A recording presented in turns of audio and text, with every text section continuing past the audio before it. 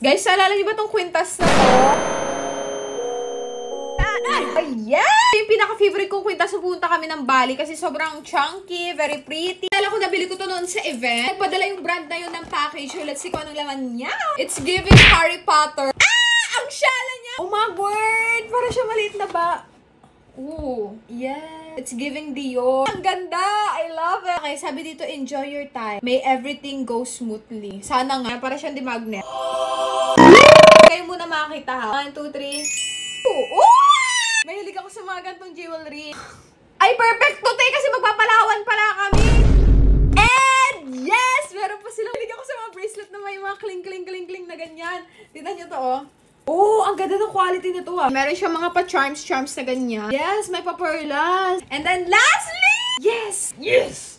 Yes! Lagi niyo ako binabash. Sabi niyo, ang laki-laki ng kwintas mo, ang laki-laki ng kwintas mo, hindi bagay sa outfit mo. Well, wala akong pake kasi mahilig talaga ako sa mga gigantic na kwintas.